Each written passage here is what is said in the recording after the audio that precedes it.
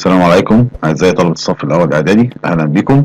معكم مستر يسر يحيى. هنكمل النهارده يونت 3 ماي تايم lessons 3 and 4. نبدأ مع بعض بالفوكاب كالمعتاد كده. بازار، بازار، عندي كلمة بازار بمعنى سوق أو بازار. بيد، بيد يعني حبة خرز اللي هو الخرز نفسه، يعني واحدة منهم اسمها بيد أو جمع أو ليه بيدز. كالم، كالم يعني هادي. ديكوريت، ديكوريت يزين أو يزخرف، واخد بالي ان هو حاطط لي هنا جنبها دي، يعني في الماضي والتصريف الثالث بزود دي تبقى decorated decorate. expert، expert يعني خبير. extra، extra بمعنى اضافي. homemade، homemade يعني صناعة منزلية. ingredients، ingredients يعني مكونات او مقادير. jewelry، jewelry بمعنى مجوهرات. lemonade، lemonade يعني عصير ليمون. letter، letter خطاب. relax، ريلاكس فيرب بمعنى يسترخي، في الماضي بزود اي دي، التصريف الثالث اي دي يبقى ريلاكسد، ريلاكسد. ريلاكسد، ريلاكسد صفة بمعنى مسترخي او مستريح. سكول برنسبل، سكول برنسبل اللي هو مدير المدرسة. ستول، ستول يعني كشك. ستريسد، ستريسد بمعنى مضغوط. سترينج، سترينج يعني خيط.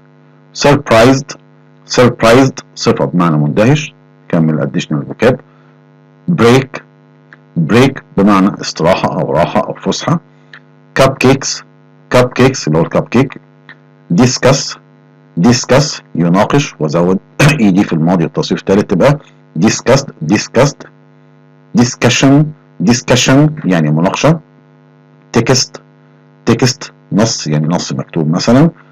فوت، فوت يصوت، يصوت يعني يدلي بصوته، مش يصوت يلطم، يعني يدلي بصوته في انتخابات مثلا. واخد بالي ان الماضي والتصريف الثالث بزود دي تبقى voted، voted. تعالى كده نشوف مع بعض الاكسرسايز الموجود هنا. choose and complete. عندي vote قلنا بمعنى يصوت. discuss يناقش. decorate يزخرف او يزين. relax يسترخي. هنبدأ كده نشوف مع بعض. number 1 after hard work بعد العمل الشاق. I'd like to بعد يوم عمل شاق، انا محتاج او بحب ان انا ايه، اكيد relax استرخي. number 2 we will on the new class leader next week. هنعمل ايه على قائد الفصل الاسبوع الجاي، قائد الفصل الجديد الاسبوع الجاي. يبقى اكيد هندلي باصواتنا او نصوت على قائد الفصل، يبقى ايه vote. number 3 they helped the classroom with colorful drawings. هم ساعدوا ايه الفصل بالالوان، بالرسومات الملونة، يبقى ساعدوا في زخرفة الفصل، يبقى decorate.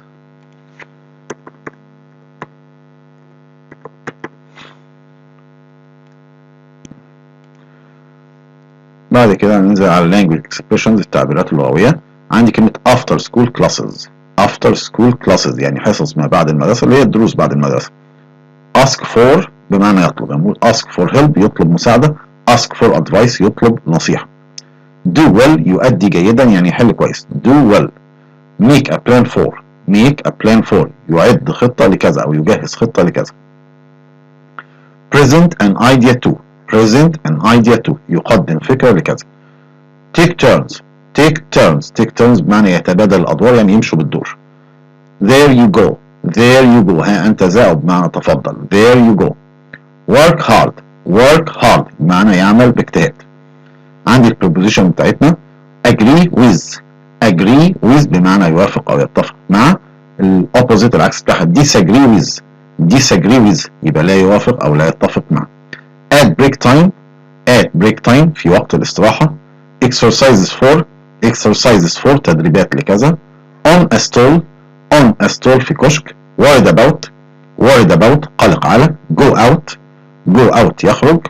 عندي irregular verbs الأفعال الشاذة present past past participle. عندي drink، drank، drunk. drink، drank، drunk. sell، sold، sold. sell، sold، sold.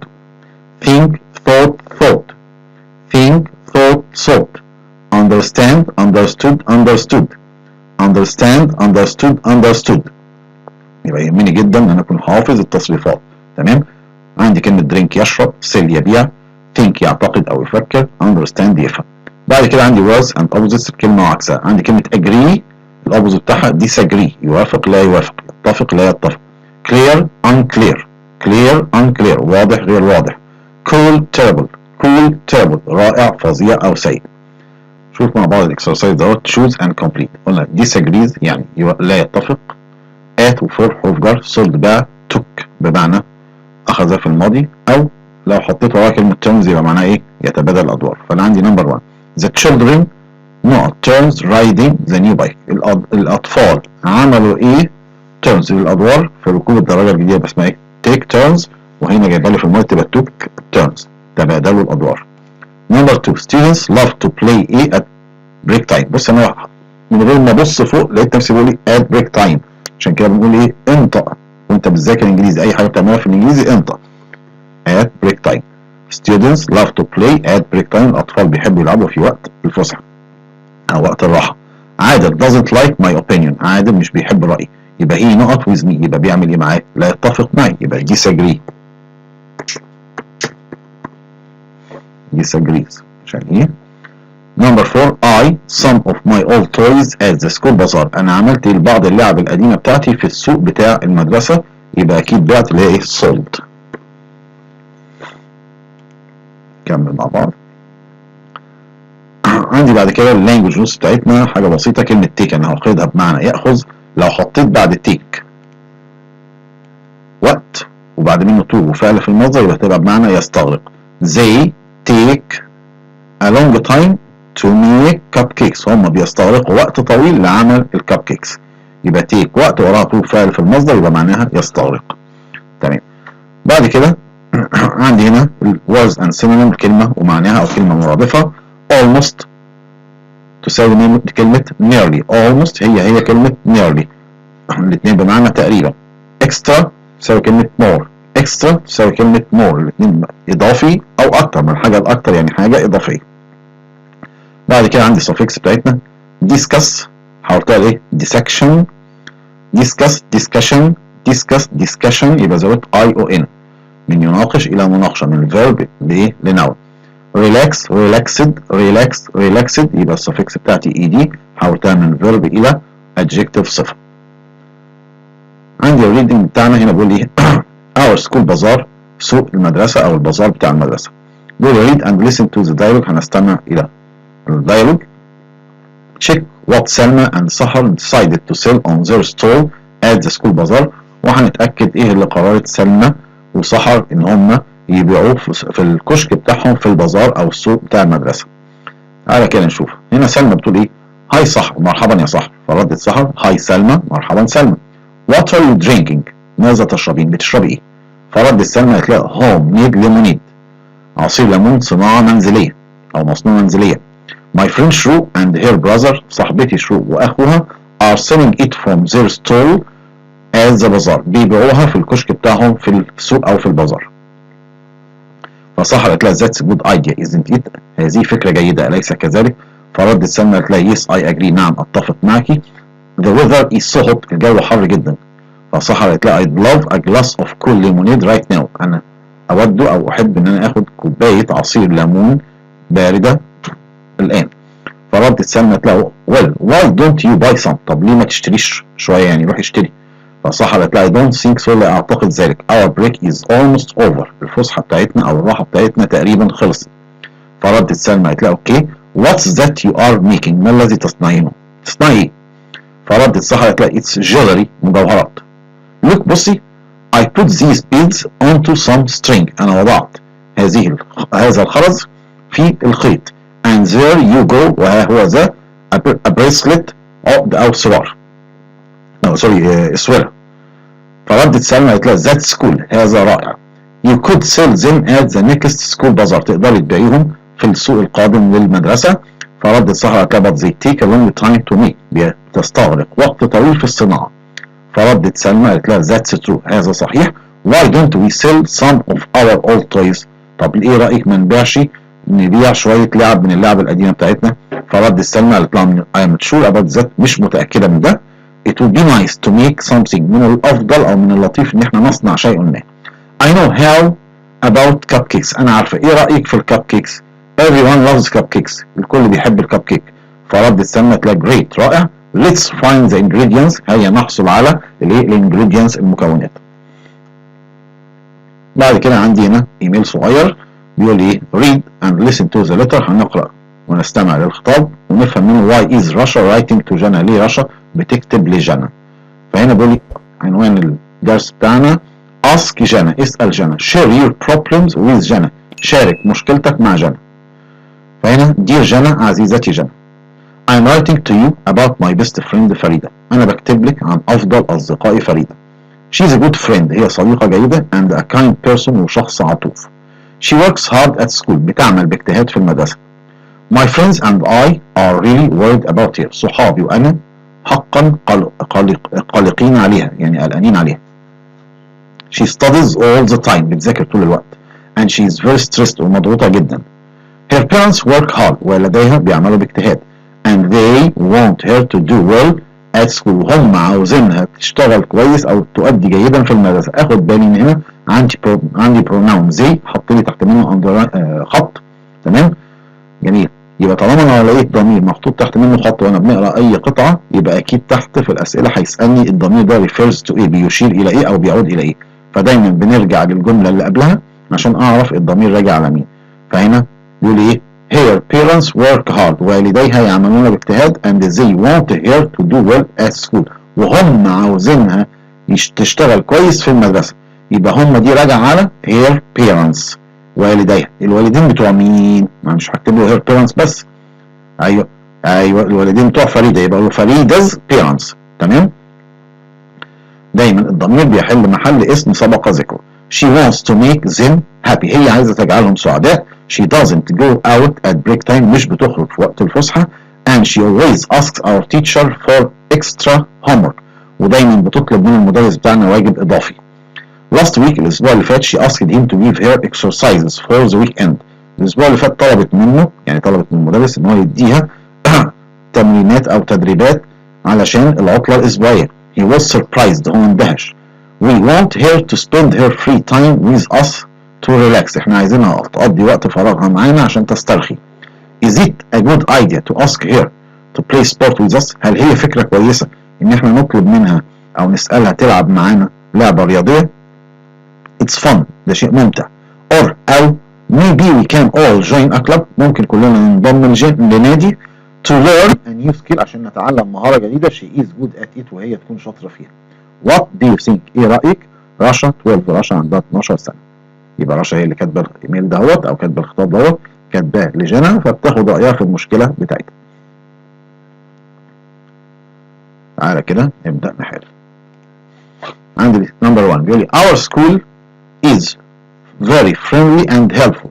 our school ايه؟ very friendly and helpful، متعاون وودود. اكيد our school principal، مدير المدرسة. نمبر 2 ايمان felt ايه؟ ايمان حست بايه when she took a shower، لما اخذت دش. اكيد relaxed، بالاسترخاء. نمبر 3 my mother always uses healthy ايه when she cooks our food. ماما دايما بتستخدم ايه صحي لما بتطبخ الطعام بتاعنا. الطعام بنطبخه ازاي؟ عن طريق الانجريدينتس، المكونات. يبقى healthy ingredients، مكونات صحية. نمبر 4 the kite flew high in the sky، الطيارة طارت عاليا في السماء. held by a long، ممسوكة بإيه طويل؟ الطيارة الورق بنبقى ماسكينها بإيه؟ أكيد string، خيط طويل long string. نمبر 5 this recipe sugar flour and eggs، هذه الوصفة عايز أقول تتضمن أو تشتمل على، يبقى includes sugar flour and eggs، سكر دقيق بيض. نمبر 6 they always well in group projects، يؤدي جيدا اسمها ايه؟ do well، من غير ما افكر على طول. يبقى هم دايما بيؤدوا جيدا في المشاريع الجماعيه. نمبر 7 علياء joined classes to improve her math skills، علياء انضمت لانهي فصول او انهي حصص عشان تحسن مهاره الرياضيات لديها. اكيد after school classes، حصص بعد المدرسه اللي هي الدروس بتاعتها. نمبر 8 everyone will new ideas to the team at the next meeting، كل واحد will هيعمل لنيو ايدياز، افكار جديده to the team، للفريق. as the next meeting، في الاجتماع القادم. يقدم، يبقى يقدم يعني present.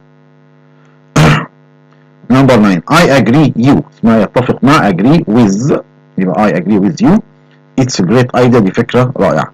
نمبر 10 the cook made food because more guests arrived، الطباخ صنع طعام because more guests arrived لأن المزيد من الضيوف وصلوا، يبقى أكيد طعام إضافي extra. تمام. Number 11 we the room with balloons for the party. عملنا ايه للغرفة بالبالونات عشان الحفلة، اكيد زيناها او زخرفناها تبقى ايه decorated. بص انا بفكر طالما ترجمت بترجم بلاقي نفسي بفكر في الحل بالعربي او في الفراغ اللي موجود قدام مني معناه بالعربي وبنزل اجيبه على طول، مش محتاج ادور. عشان كده مهم جدا حفظ الكلمات عشان اقدر اترجم واقدر احل. Number 12 علاء او آلاء تمشي كده وتمشي كده. علاء bought beautiful homemade things as the nearby. يبقى اشترى اشياء مصنوعه منزليا جميله من ايه القريب؟ من البازار القريب. near by بازار، من البازار القريب. Number 13 سليمان is not in computer programming. سليمان ايه في برمجه الكمبيوتر؟ idea expert person stall. اكيد خبير في برمجه الكمبيوتر يبقى expert.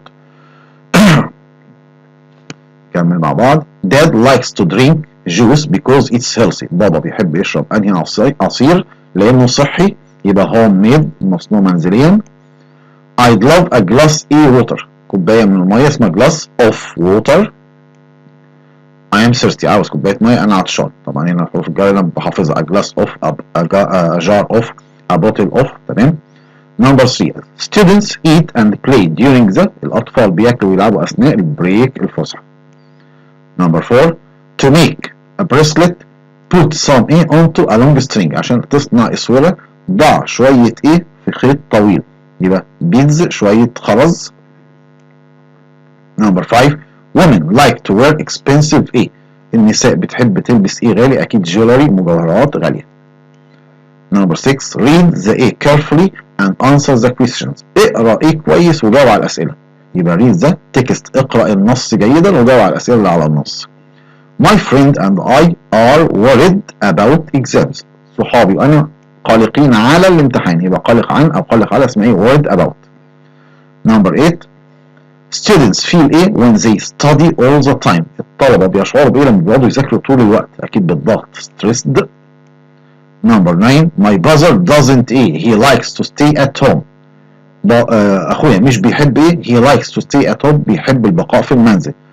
go for ولا vote ولا ask for ولا go out. اكيد مش بيحب الخروج او يخرج يبقى go out. Our teacher helps us make a plan. ايوه اسمها make a plan for the next weekend. make a plan for يعد او يجهز خطة لكذا. حروف الجر لازم يكون حافظها كويس. Number 11 my friend was a when we organized a party for him. صديقي كان ايه لما نظمنا حفلة علشانه او من قبله. he didn't know about it at all. ما كانش يعرف شيء عنها على الاطلاق، يبقى اكيد اندهش او اتفاجئ surprised. Number 12 we have a note about where to go next summer holiday.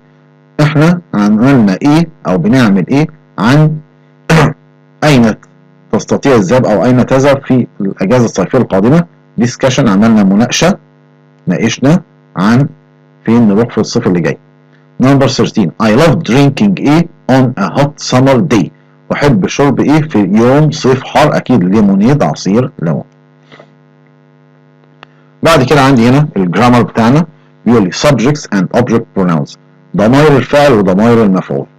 طبعا ضمائر الفعل كلنا احنا عارفينها اللي ايه I we you they he she it، ودي بسميها ضمائر فعل لانها بتأتي مكان الفعل او بتحل محل الفعل في بداية الجملة قبل الفعل، او تعود على من قرر الفعل يعني تأتي قبل الفعل في بداية الجملة وبيكون مكان الفعل. فهو طبعا ضمير، الضمير بيحل محل اسم. علي and هبة are good students. علي وهبة بيكونوا ايه؟ طلبة جيدين. لما جيت شلت علي وهبة حطيت مكانه ايه؟ they always help the teacher at school. هم دايما بيساعدوا المدرس في المدرسة. فانا هنا قلت زي بدل علي and هبة، يبقى انا ذكرت في البداية علي وهبة. لما بنيجي نكرر يبقى بشيل الاسم واحط مكانه ضمير. فعلي وهبة جمع حطيت مكانهم زي. عشان تبقى واضحة. بعد كده بيفكرني بيقول لي object pronouns ضمائر المفعول. ضمائر المفعول هي me us you him her it them. بسميها ضمائر المفعول ليه؟ لانها بتحل محل المفعول، بتيجي مكان المفعول. يعني ايه؟ بعد الفعل او بعد حرف جر، بتبقى في نص الجمله او اخر الجمله. المهم يا بعد الفعل يا بعد حرف جر. تعود على من وقع عليه الفعل يعني المفعول، تأتي بعد الفعل، تمام، أو حرف جر يعني في وسط أو آخر الجملة. This is Ali's ball. هذه كرة علي، ده المفعول بتاعي، كرة علي. Please give it to him. من فضلك اديها له. فأنا هنا شلت إيه؟ Ali's ball وحطيت مكانها إيه؟ الكرة. طب أنا عايز اديها لعلي، فأنا بدل ما أكتب to علي ما أنا أقول to علي قبل كده، يبقى to him. يبقى جات لي مرة بعد فعل وواحد تاني جالي بعد حرف الجر. هنا نتذكرهم مع بعض. يبقى أنا عندي ضمائر الفعل I, you, he, she, it, you, they. قصاد منها الاي ضمير المفعول بتاعها وي، سوري مي. اليو ضمير المفعول بتاعها يو. الهي ضمير المفعول بتاعها هيم. الشي ضمير المفعول بتاعها هير. الات ضمير المفعول بتاعها ات. الوي ضمير المفعول بتاعها اس. اليو ضمير المفعول بتاعها يو. they ضمير المفعول بتاعها them. يبقى دولت مكانهم في بداية الجملة قبل الفعل اللي هي ضمائر الفاعل، اما ضمائر المفعول ده هي مكانها بعد الفعل او بعد حرف جر في منتصف او اخر الجملة. فهنا مثلا قال لك I love my teachers. انا احب مدرسيني، تمام. فهنا الاي ده ضمير فعل عشان جاي في البدايه قبل الفعل، قصاد منها my teachers loves me. مدرسيني بيحبوني، فما ينفعش احط الاي في الاخر بحولها الى me. علي come here، يعني علي تعالى هنا. you make noise، انت عامل دوشه. يبقى انا شلت علي لان حطيت بعد منه كوما، فهو هنا منادى او مخاطب، فقلت له you make noise. I am talking to you، يبقى هي كلمة you في الأول أو في مكان الفاعل أو مكان المفعول ما بتتغيرش شكلها. علي is my friend. he helps me. علي يكون صديقي، هو بيساعدني. يعني لما شلت علي حطيت مكانها هي. تعال نشوفها في المفعول. علي is my friend. I like him. أنا بحبه. ما ينفعش أقول I like he، وهكذا. هبة is kind. she helps me. يبقى هبة is kind. I like her. I have a cat. it is very cute. I have a cat. I like to feed it. يبقى دايما أو ده ضمير المفعول بعد الفعل، ضمير الفاعل في بداية الجملة قبل الفعل. علي and I. علي and I قلنا أي فلان and I تبقى we. علي and I are friends. علي وأنا أصدقاء، يبقى بنشيلهم نحط مكانهم we help each other. بنساعد بعضنا البعض. الوي ده ضمير فاعل جالي قبل الفعل. The teachers at our school help us. المدرسين في مدرستنا بيساعدونا. ما ينفعش اقول help we طالما جات لي بعد الفعل او بعد حرف جر، يبقى اسمها ايه؟ us. هو هنا مكرر اليو على اساس ان هي مفرد وجمع. you have a house. لديك منزل. يبقى اليو ده ضمير فاعل. this house belongs to you. هذا المنزل يخصك. ولو بصيت هنا this house belongs to you. الضمير المفعول جالي بعد، ايوه بعد حرف جر. هنا حرف جر. علا and سارة are kind. علا وسارة عاطفين او لطفاء. they like me. هم بيحبوني. يبقى عوضت عن علا وسارة بكلمة they. I have two cats. انا عندي قطتين. يبقى I like them. احبهم. يبقى جات لي بعد الفعل ما ينفعش اقول عليها زي، يبقى بحولها لضمير مفعول اللي هو ايه؟ them. يبقى تاني عشان نبقى متذكرين اهي. I ضمير المفعول بتاعها مي، قبل الفعل يبقى اسمها I، بعد الفعل او بعد حرف اسمها مي. اليو ما بتفرقش، في اول الجمله قبل الفعل او بعد الفعل وحرف الجر يبقى اسمها يو. الهي قبل الفعل بعد الفعل او بعد حرف جر يبقى اسمها هيم. الشي قبل الفعل بعد الفعل او حرف جر يبقى اسمها هير. الات ما بتفرقش معاها زي اليو، في اول الجمله قبل الفعل او بعد الفعل او بعد حرف جر بتبقى اسمها ات. اما وي بتيجي قبل الفعل لكن بعد الفعل وحرف الجر بسميها اس. زي قبل الفعل بعد الفعل وبعد حرف الجر هسميها them. تعالى كده نبدأ نحل شوية. My dad and I love chocolate. بابا وأنا بنحب الشوكولاتة. لما نقول بابا وأنا يبقى احنا ايه؟ أيوه we love it very much. تمام. يبقى أنا شلت my dad and I حطيت مكانها we. ما خدتش them ولا خدت زير ولا خدت زي. أنا عايز ضمير فاعل. ضمير الفاعل اللي عندي يا إما زي يا إما we. وبدل فلان and I بكتب we، يبقى أنا هاخد we. Number 2. I don't like this music. مش بحب الموسيقى دي. is boring. يبقى أنا عندي هنا ضمير فاعل راجع على الميوزك لأن هنا الجملة قبل الفعل. يبقى it is boring. هي مملة. Number 3. Mothers love their children. الأمهات بتحب أطفالها. cook healthy meals for them.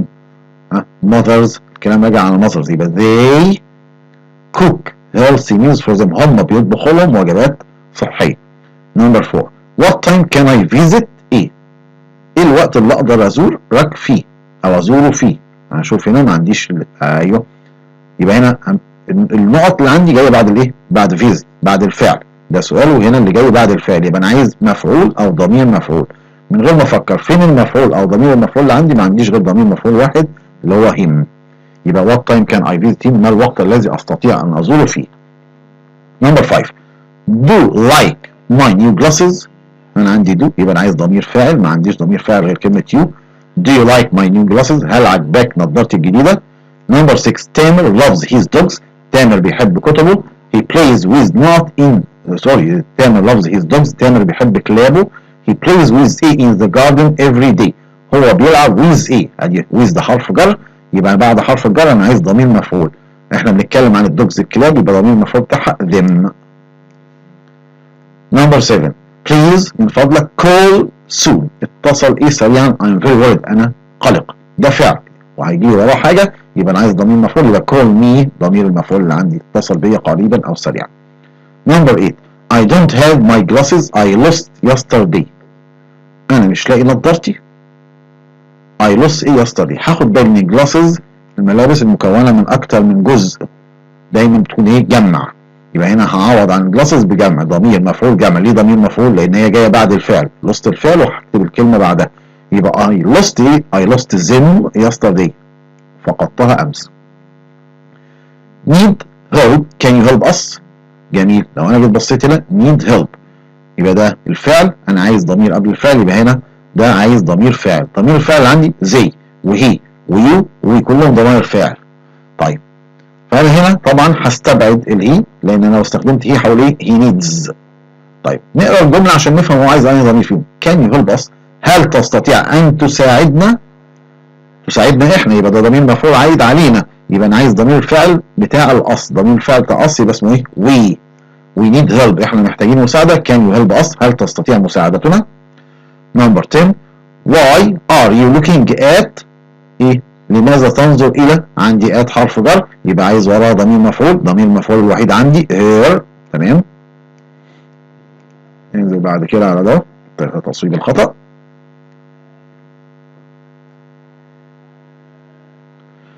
we are going for a walk، احنا رايحين نتمشى. come with we، طبعا بعد الويز عايز ضمير مفعول، يبقى بدل الوي هقول us. come with us، تعالى معنا. نمبر 2 I like your shoes where did you get؟ برضه بعد الفعل get ده الفعل، فانا عايز بعدها، يبقى انا عايز ضمير مفعول، بدل زي هتبقى them. where did you get them؟ من اين حصلت عليهم. نمبر 3 do you know me؟ هل تعرفني؟ me am your new neighbor، عايز اقول له am ده فعل، يبقى انا عايز قبلها ضمير فاعل. ضمير الفاعل بتاع me اسمه I am your new neighbor. نمبر 4 how much is that dress؟ بكام الفستان ده؟ I like، انا بتكلم عن الفستان، يبقى I like it مش them. them لو هو جمع. I like it very much، عجبني كتير جدا. نمبر 5 is that present for I؟ هل هذه الهدية for I؟ الفور ده حرف جر، واللي بيجي لي بعد حرف الجر ضمير مفعول، هحول مي لضمير مفعول، I لضمير مفعول هتبقى مي. The last one number 6 them are your cousins. لو انا خدت بالي انا بادئ الجمله قبل الفعل، يبقى انا عايز ضمير فاعل. them ضمير الفاعل بتاعها they. بعد كده هنا بيفكرني او بيتكلم عن السكيلز، speaking skills، مهارات الايه؟ التحدث. respond presenting and responding to an idea، تقديم والرد على الفكره، تقديم فكره والرد عليها. presenting an idea تقديم فكره. ازاي اقدم فكره؟ يعني اقتراح، خدناها قبل كده ما فيهاش مشكله. why don't we؟ you could، it's nice to، it would be nice to، let's، is it a good idea to، maybe we can، I think، she could، you could، we could، ايا كان. لو خدت بالي دي البدايات بتاعتي اللي انا بستخدمها في تقديم الفكره او تقديم الاقتراح، وكلها بيجي لي وراها فعل في المصدر. بس هاخد بالي من حاجه، ان انا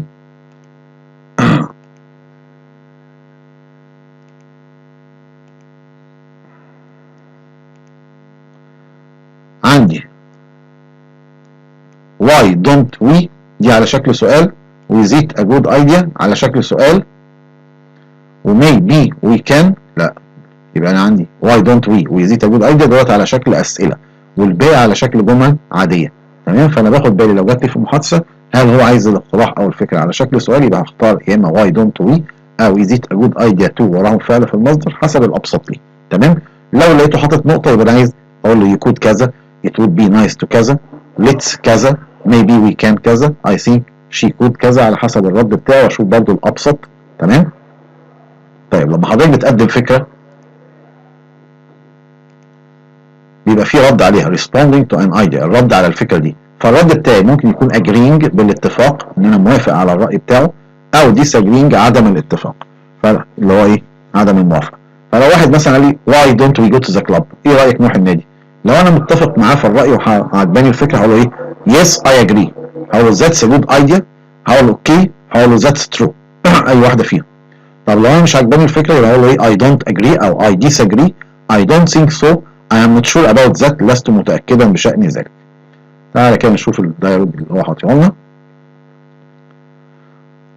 أماني suggests starting a book club and ريناد agrees.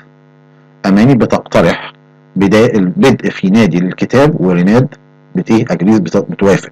هاي ريناد، مرحبا يا ريناد. I have an idea، عندي فكرة. راح ترد عليها هاي أماني، فهتقول لها إيه هي الفكرة؟ What's it، ممكن what is it او what's your idea، دي صح ودي صح. فهتلاقي I think we could start a book club، اعتقد ان احنا ممكن نبدا نادي للكتاب، فده اعتقد ده اقتراح، يبقى انا عايز الرد على الاقتراح، يا اما agreeing يا اما disagreeing، موافقه او عدم موافقه. فهبص اللي بعد النقط how often can we meet، كم مره نستطيع ان نتقابل، يعني بتقول لها نعمل نادي كتاب، فهي ردت عليها بحاجه بتقول لها ايه؟ كم مره نقدر نتقابل، يبقى معنى كده اولا هي وافقت ولا ما وافقتش؟ يبقى اكيد وافقت. الموافقه على الاقتراح قلنا انا عندي اكتر من شكل هم قدامي، yes I agree، that's a good idea، okay، that's true، اي واحده فيهم هتبقى صح، فانا بستسهل الاسهل فاروح اقول ايه؟ اوكي. تلاقي we can meet once a week، نستطيع ان نتقابل مره في الاسبوع. تلاقي great، رائع. سالتها سؤال، تلاقي we can read science books، نستطيع قراءه كتب علوم. يبقى ماذا نستطيع ان نقرا؟ يبقى what can we read أو what books can we read، ما الذي نستطيع أن نقرأه؟ قالت لها نستطيع قراءة كتب علمية science books. I like that، عجبني ده. when can we start، إمتى نبدأ؟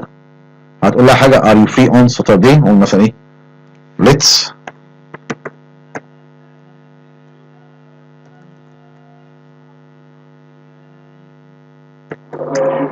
start on Saturday. تعالى نبدأ يوم السبت. واحد سألها هتلاقي are you free on Saturday، هل أنت فاضية يوم السبت؟ فهتقول لها إيه حاجة let's do it، طبعا let's do it هي نفعلها، هتلاقي yes I am، yes I am. أتمنى أن تكونوا استوعبتوا الدرس. نلتقي في الدرس القادم. السلام عليكم ورحمة الله وبركاته.